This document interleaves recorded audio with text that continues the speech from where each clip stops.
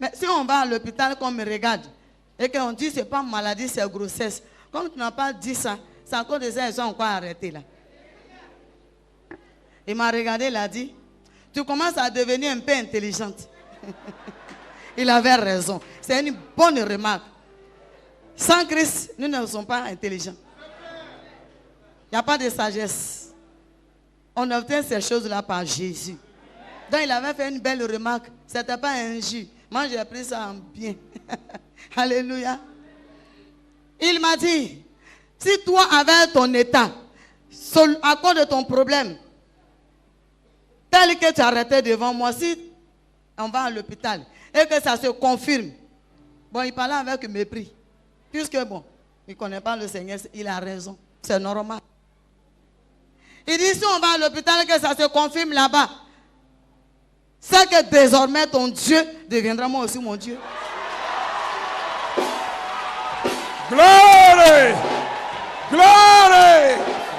Glory! Glory! Hey! Alléluia. Jésus n'a pas changé. La Bible dit qu'on ne trouve pas une femme stérile dans la maison de l'Éternel. C'est pour cette raison que le cantique de Anne intervient pour dire la femme stérile enfantera 7 fois. Et j'ai vu dans le livre d'Exode, chapitre 23, à partir de versets 25 à 27, il a dit, si nous servons Dieu dans ta maison, dans ton quartier, dans ta famille, dans ton pays, il n'y aura pas d'avortement là-bas. Il n'y aura pas d'avortement. Alléluia.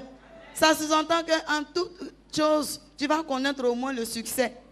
Si les fondements sont brisés, si tu es délivré des liens, la stérilité faisait partie de ma famille aussi là-bas. Il se mariait, mais pour enfanter, c'était compliqué. Et puis je suis rentré dans ça aussi. Alléluia. Quand mon tonton a dit, j'ai accepté. C'est ce que j'attendais. Regardez ce que la patience l'a amené à dire. Si j'étais pressé, il n'allait pas ajouter ça. Et il s'est choisi un jour lui-même. Il m'a amené à l'hôpital. On allait à la maternité. Je ne sais pas où il m'amène. Il dit, allons, on s'en va. Arrivé à la maternité, il avait un docteur. Il y a une seule femme qui est sortie pour nous recevoir. Nous tous, on est rentrés, on dit, garçon, ne rentre pas là-bas. Donc, on est revenu derrière.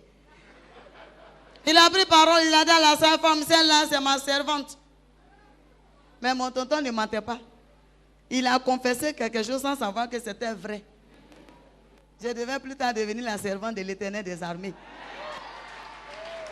C'était la prophétie qui était là. Il dit, c'est ma servante. Elle dit que son Dieu lui a dit qu'elle est enceinte. Je l'ai amenée pour que vous l'examiniez. Si jamais elle est enceinte, je vais la renvoyer. La seule femme ne sachant pas que c'était le contraire qu'il voulait dire. Elle m'a engueulé copieusement. Tes parents ont souffert pour te trouver travail, tu as laissé pour aller chercher garçon. Alléluia. Alléluia. Passe, on va t'examiner. La bonne dame, elle finit de m'examiner. Elle dit, ma chérie, je suis désolée pour toi. Ton patron va te renvoyer parce que tu es enceinte. Glory! Glory! Alléluia. Woo! Alléluia. Oh. Je suis venu dire à quelqu'un cet après-midi qu'au sortir de ce programme, tu vas enfanter dans tous les domaines. Tu seras fécond dans tous les domaines. Alléluia. Amen. Et la dame, c'est elle qui est sortie pour annoncer à mon tonton. Monsieur, votre servante est effectivement enceinte. Il a oublié la présentation qu'il avait faite au début. L'ordre du jour a changé. Ça a changé. Alléluia. Il a sauté sur la seule femme, il a soulevé la dame. Il disait merci madame, merci madame. Elle dit monsieur dépose-moi. Je ne vous ai pas dit le contraire, j'ai dit votre servante enceinte. C'est en ce moment. Oh, Jesus. Alléluia. C'est en ce moment qu'il a fait sortir le dossier qu'il avait. Oh, le dossier qu'il avait quand on partait. C'est l'ordonnance qui me condamnait. Alors que Jésus a déjà payé mes dettes. Yeah! Il a payé mes dettes à la croix. Glory! Alléluia. Woo! Alléluia. Come on. Il ne savait pas, Jésus avait déjà payé tout ça là. Ils sont les papiers, ils donnent à la dame. Elle a pris mes documents, elle a regardé. Elle a dit, c'est moi qui vous ai examiné sur nos ça là. On ne peut pas croire que, on ne peut pas accepter que vous soyez enceinte. Alléluia. Il dit, madame, j'ai dit ma servante parce qu'elle est bête, sinon c'est ma femme. Et ça, elles m'ont demandé, tu as combien de mois? Je ne sais pas. J'ai dit, madame, je ne savais même pas qu'elle avait grossesse. C'est l'Éternel qui a annoncé. Elles m'ont ramené dedans pour aller chercher à savoir combien de mois j'avais. Elles ont la possibilité de connaître les mois. Et c'est après, deuxième examen, qu'elles ont vu la grossesse avait presque 4 mois déjà. Alléluia. Gloire à Dieu. Oh. Sortir de la maternité, puisqu'il ne voulait pas que je marche à ses côtés. Je me dépêchais pour ne pas qu'il me rattrape pour crier. À ma grande surprise, il y avait des petits escaliers. À ma grande surprise, mon tonton commençait à crier encore. Il y a quoi? Pourquoi tu marches comme ça? Je me suis arrêté, je voyais les gens me regarder. J'ai dit, tonton, j'ai fait quoi? Il dit, tu marches vite, tu vas gâter grossesse là. Faut marcher doucement.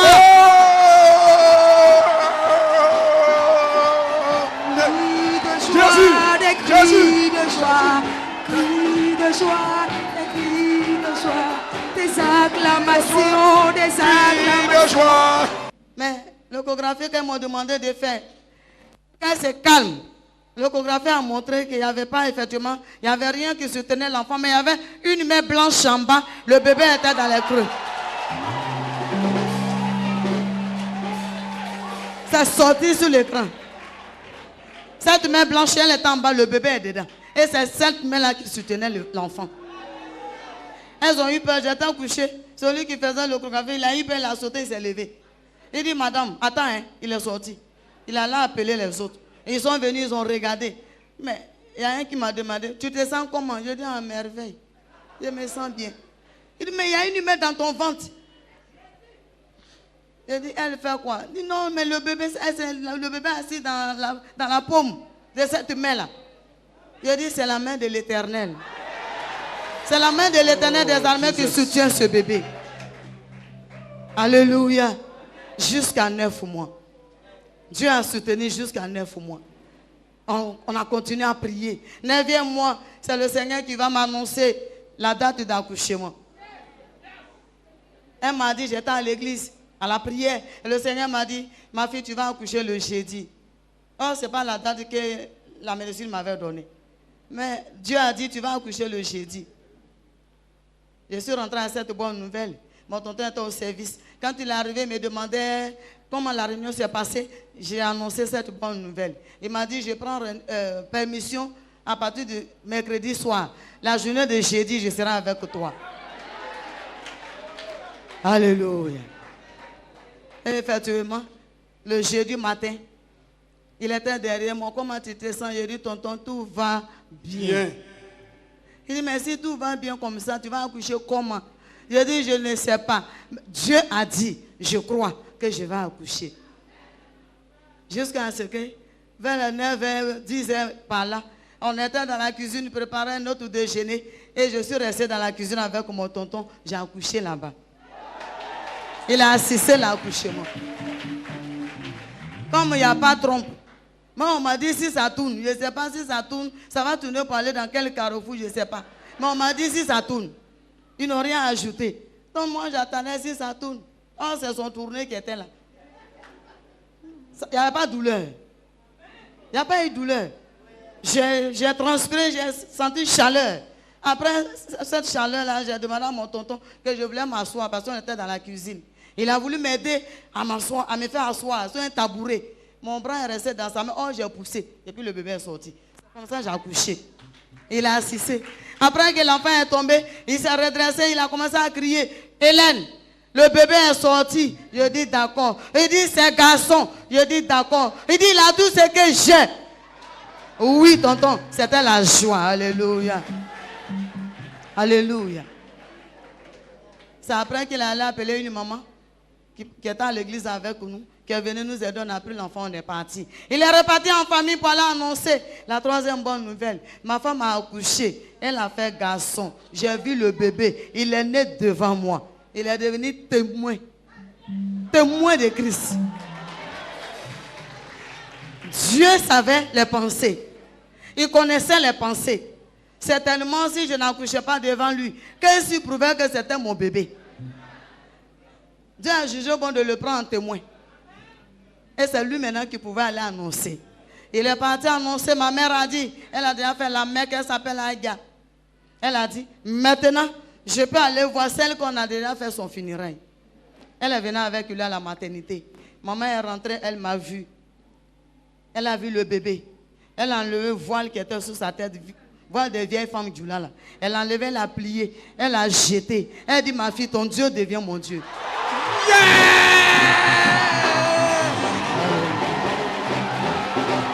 Des cris de joie, des cris de joie, des cris de joie, des acclamations, des acclamations, des acclamations, des acclamations, des cris de joie, de joie, alléluia, de joie, des cris de joie, de joie. Amen. Glory! Amen. Alléluia. Après la maternité, la vie s'est donnée au Seigneur. On est devenus comme des chrétiens. Je suis d'accord quand maman disait, pour rentrer dans ton destinée, tu vas avec tout ce que Dieu t'a donné. Quand on demande, oui, le maître en a besoin. Jésus avait besoin de ma mère, qui était Aga à la mosquée. Gentiment, elle partait en enfer. L'Éternel a barré là-bas. Il a ramené sur son chemin. Alléluia. Et ce premier enfant, garçon, il s'appelle Ouattara. Le juste vivra par sa foi. C'est son nom. Alléluia. C'est lui qui m'a déposé même quand il est venu matin là. Gloire à Dieu. Il viendra me chercher tout à l'heure. Pour ceux qui veulent le voir. On veut le voir. Alléluia. On veut faire photo avec lui-même. Amen. Alléluia. La grande famille est restée. C'est nous trois avec le bébé là, on continuait dans la marche. J'ai continué à prier. Ils ont dit à mon mari, si le Dieu de ta femme a pu lui donner un enfant, qu'il soit capable de lui redonner encore. Nous tous on va là à l'église. C'est un défi qu'ils ont lancé. Défi. Oh! Oh! Ah! Ah! Ils ne savaient pas, ils avaient affaire à qui? Jésus que j'adore, que j'aime tant. Il est celui qui relève les défis. Alléluia. Comme nous, on ne connaît pas le retard, puisqu'il n'y a pas de menstrues. Dieu n'a pas opéré un miracle pour me donner des trompes, ni les menstrues non plus. C'est pourquoi j'avais besoin de ces deux choses-là. Il a sauté ça. Il a laissé ça. Il allait à l'essentiel. Yes! Il a donné un enfant. Dieu va à l'essentiel. Alléluia. Il va à l'essentiel. Alléluia. Ils sont restés là-bas, ils attendaient. Le juste suffira par sa foi. Quand il a marché, pendant que je courais pour l'œuvre de Dieu, le Seigneur va m'arrêter quelque part, je courais pour aller évangéliser. Il va m'arrêter, chemin faisant, il va me dire, ma fille, cours doucement, tu es enceinte. Dieu a annoncé la nouvelle. Alléluia.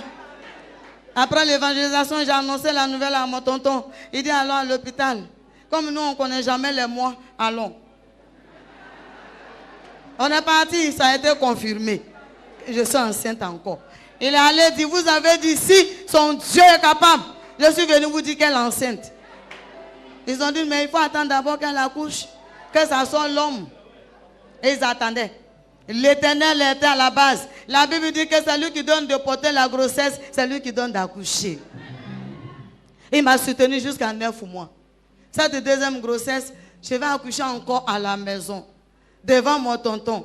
Cette fois-ci, ma mère était avec nous, puisqu'elle s'est convertie, elle a été aussi rejetée de l'autre côté. Et la deuxième grossesse, j'ai fait tripler. C'est sorti triplé.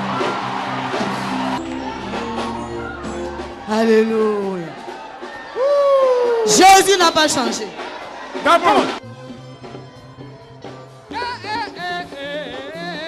Bon Dieu est bon.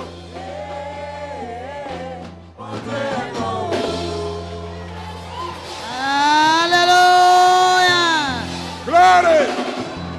Glory. Glory. Alléluia. Hey. Jésus. Alléluia. Gloire à Jésus. Amen. Alléluia. La deuxième grossesse, j'ai accouché, j'ai fait tripler. C'est sorti 2 filles, 1 garçon. Gloire à Dieu. Et pendant que j'étais à la maison, depuis l'hôpital, mon tonton est reparti, annoncé à toute la famille, vous avez dit que. Moi aussi, je suis venu vous dire que. Elle a accouché. On dit cette fois-ci, elle a fait quoi? Elle dit triplé. Le dimanche qui a suivi, toute sa famille à lui, ceux qui m'ont brûlé, ceux qui me déshabillaient, ceux qui me frappaient, eux tous se sont ramassés par là à l'église. Ils sont partis à l'église. Jesus. Alléluia. Alléluia. Et Dieu a continué à faire pénétrer l'évangile, le salut dans la famille. Dans la famille de mon tonton comme chez moi. Mes parents ont continué à se convertir. Dieu aussi a continué. Jusqu'en 92. L'année 92. On a trouvé qu'on était un peu beaucoup à la maison. Le sang de riz finissait vite, vite. On a jugé bon de s'asseoir pour compter combien nous sommes. On s'est rendu compte, à ce moment j'avais un bébé. Et c'est ce bébé-là qui faisait notre 15e enfant. Alléluia. Alléluia. Gloire. Gloire. Amen. Sans les trompes, sans les menstrues, l'Éternel Dieu s'est chargé de nous donner ce qui était impossible aux hommes. Alléluia. Pour qu'on arrive à ces 15 enfants, nous avons fait tripler 3 fois. Et rentrer dans les 1. Et pendant ce temps, l'année où nous avons notre 9e enfant, l'imam à l'époque, qui était notre imam, qui n'était plus mon imam à moi, s'est converti. Il s'est converti. Il a envoyé quelqu'un m'appeler. Je suis parti. Il dit, ma fille, j'ai tout fait. Tout travail on a fait pour nuire à ta vie, pour te tuer. Ça n'a pas donné. On a tout fait pour que tu meurs. Ça n'a rien donné. Effectivement, au grand marché d'Agamé, je partais faire le marché un jour, ils m'ont attrapé. J'ai croisé des responsables. Ils m'ont coincé. Oh, ils avaient un produit qu'on appelle Nassigi. Ils avaient fait le mélange, donc ils m'ont attrapé. Ils avaient ça, on les avait envoyés. Partout où vous la voyez, rattraper la fête, là, avaler ça. Avec caïman, bile de caïman. C'est ce qui était dans les mains. Là, ils m'ont coincé vers le grand marché. Ils m'ont fait tomber. Le temps, les gens ont venu. Ils m'ont coincé tellement la gorge. Pour respirer, j'étais obligé d'ouvrir la bouche. Ils ont renversé ça dedans. Je suis parti à la maison avec ça. Et ça m'a beaucoup fatigué. J'ai vomi beaucoup de sang. Et le Seigneur m'a dit, j'ai transformé ce qui t'ont communiqué là en vitamines. C'est le poison qu'on m'avait donné. Alléluia. Donc l'imam en question, il a reconnu. Il dit, c'est lui qui avait demandé ça. Ils ont fait. Et jusque-là, tu es vivante. Et je vois que tu continues de vivre. Et ce que tu n'avais pas, tu as maintenant ça. Et il m'a dit, pour aller dans ton Alléluia là, on paye combien? Je lui ai dit que mon bas, c'est gratuit, c'est cadeau. Il dit, vrai cadeau, je dis oui. Mais pourquoi tu demandes? Il dit, je vais partout aussi. Je dis, allons. Et le dimanche qui a suivi, il est venu avec ses 4 femmes. Ils sont venus à l'église. Ils sont venus se donner au Seigneur. Alléluia. Parce que le maître avait besoin de lui et sa famille. Ils sont venus se convertir. Alléluia. Ça va que notre 15e enfant, en 92, là, que nous nous sommes attrapés les mains avec mon tonton pour prier pour Dieu au Seigneur, c'est bon. Faut arrêter. Les 15 là, donne-nous de les élever dans ta voie, afin qu'ils deviennent aussi tes serviteurs, tes servantes. Alléluia. Parmi les 15, nous avons 8 filles, 7 garçons. Ils vont bien par la grâce de Dieu. Il se trouve que dans la famille, derrière moi, là-bas, tout ce que j'ai laissé, il y a un problème, il y a un lien de 13e enfant qui ne doit pas vivre. Il y a un lien là-bas. 13e enfant ne doit pas vivre là-bas. Et voici que moi, j'ai fait 15 seulement. Vous n'avez pas dit amen, hein? Et une année, on va organiser une croisade d'évangélisation à Tengrela. Oh, c'est loin d'ici. Et nous sommes partis. Avant d'aller, ce 13e enfant a fait 9 ans pour tomber malade dans la même période. Les hommes de Dieu qui devaient partir avec moi, jusqu'à le jour de départ, l'enfant était très souffrant. Quand ils sont venus me chercher, ils ont constaté que l'enfant était au salon. Pendant que j'étais rentré prendre mes bagages. Je suis sorti, ils m'ont dit, l'enfant qui est couché là est très malade. On va reporter. J'ai dit aux hommes de Dieu, les papas, on ne peut pas reporter. Ce que je sais, c'est que Dieu dit, fais pour moi, je ferai pour toi. On va aller faire pour lui. Dieu n'a pas besoin de ma présence s'il veut guérir cet enfant. C'est sa chose. Moi, je ne suis que gardienne simplement. Mais c'est pour lui. Ils ont prié pour l'enfant et puis on est parti. Quand on est parti, juste 2 jours après, il a fait un effort pour mourir dedans. Quelle grâce. Il est mort. Parce qu'il est le 13e enfant. En pleine activité à Tengrela, le Seigneur a jugé bon de m'annoncer cette bonne nouvelle. Ma fille, l'enfant t'a laissé malade derrière toi, s'est endormi. Mais c'est une grâce. Il n'a pas dit il est mort. Il dit l'enfant dort. Quand quelqu'un dort, c'est qu'il y a un temps où il va se réveiller. C'est tout. J'ai annoncé cette nouvelle aux hommes de Dieu. J'ai dit tout à l'heure, par notre moment de pause, le Seigneur m'a dit que l'enfant pour lequel vous avez prié avant qu'on ne vienne s'est endormi. Il y a un pasteur qui a demandé, mais maman, il ne devait plus dormir ou bien? Il a dit non, pour nous, il est mort. Mais Dieu n'a pas dit il est mort, il dit l'enfant dort. Ils ont dit dans ce cas, on va arrêter le travail, on va partir. Il a dit non, on est venu pour 3 semaines seulement. Ce n'est pas beaucoup, on va finir d'abord. Donc on a continué l'évangélisation. 2e semaine, l'église a délégué les anciens, les diacres pour aller annoncer cette bonne nouvelle. Quand ils sont arrivés, ils cherchaient des versets pour me donner, les versets de consolation. J'ai coupé la parole, j'ai dit, les papas, si c'est pour confirmer le décès de cet enfant-là, ne vous fatiguez pas pour chercher versets. Nous sommes déjà avertis. Alléluia. C'est seulement les hommes de Dieu qui étaient là-bas. Ils ont demandé à ces anciens-là. Donc c'est vrai. Ils ont dit oui. Quand vous êtes venus naître, l'enfant est décédé derrière vous. Je leur ai dit, allez-y. Ce qu'on est venu faire, on va finir d'abord. Dieu n'a pas dit il est mort. Il dit il dort. Donc sur cette base, il dit dort là. C'est ce qu'il y a pour moi. Il dort. Donc nous, on va continuer le travail. Il joue beaucoup. C'est un temps de repos. Laissons-le dormir. Et ils l'ont mis à la morgue. Ils attendaient. Nous, on a terminé notre 3 semaines. Il se trouve que papa a décidé derrière moi. Il a dit, comme c'est un enfant, ils vont l'enterrer. Il ne peut pas le garder longtemps. Et chez nous, les gens ne gardent pas le corps longtemps. C'est pas comme moi. Hein? Il y a des peuples qui gardent jusqu'à des mois. Dépend s'ils n'ont pas fait de ton vivant là. C'est ce qu'ils font dans ton funérail. Prêche, prêche, prêche. Alléluia. Donc ils ont jugé bon de faire l'enterrement. Et l'enterrement devait avoir lieu un vendredi. Nous, on a fini à Tengrela, on a fini le programme un mercredi. Donc, on a jugé bon de quitter très tôt le jeudi pour arriver à Abidjan. Il se trouve que quand vous quittez là-bas à 14h, vous arrivez le lendemain à 14h. Donc, si on quittait très tôt, on allait arriver très tôt vendredi. Et c'est ce qu'on a fait. On est venu tomber dans le programme de l'enterrement.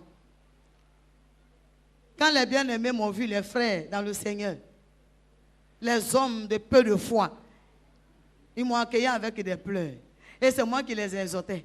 C'est moi qui les encourageais pour leur dire, non, nous ne sommes pas en deuil. Bénissez le Seigneur, nous ne sommes pas en deuil.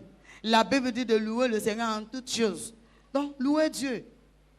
Ne pleurez pas, nous ne sommes pas en deuil. Si on se met dans un état de deuil, Dieu ne va rien faire pour nous. Oh, moi, j'avais déjà refusé la mort. Il dit, l'enfant dort. Je suis dans il dort. Je ne suis pas dans il est mort. Alléluia. Et j'ai demandé le programme. Mon tonton m'a donné le programme là. Ceux qui veulent aller à la levée, ils voulaient faire un soir à la maison parce que les 14 autres sont là. Faire un soir à la maison et puis aller maintenant à l'enterrement. Je leur ai dit, bon, il faut laisser tomber cercueil là. Laisse tomber corbillard. Il dit, si je laisse tomber, ils ne vont pas me rembourser. Il dit, il faut laisser. Dieu va te rembourser. Donc on a pris une voiture personnelle. On allait faire la levée. On a envoyé notre cadeau à la maison. J'appelle ça cadeau, c'est ce que j'ai dit à mon tonton. Il a dit, ne pleure pas, c'est un cadeau que Dieu nous a donné. Il n'a pas dit qu'il allait avoir un trou au milieu de ces 15 là. Oh, ce que Dieu n'a pas dit, personne ne peut dire. Alléluia. Il a dit, c'est un cadeau, c'est un don. La Bible dit, l'enfant est un don de l'Éternel. C'est notre cadeau. On va aller le chercher, on ne le met pas dans le cercueil, on ne le met pas dans le corbillard, on l'amène à la maison. Et c'est comme ça qu'on a fait la levée. On a envoyé à la maison. Arrivé à la maison,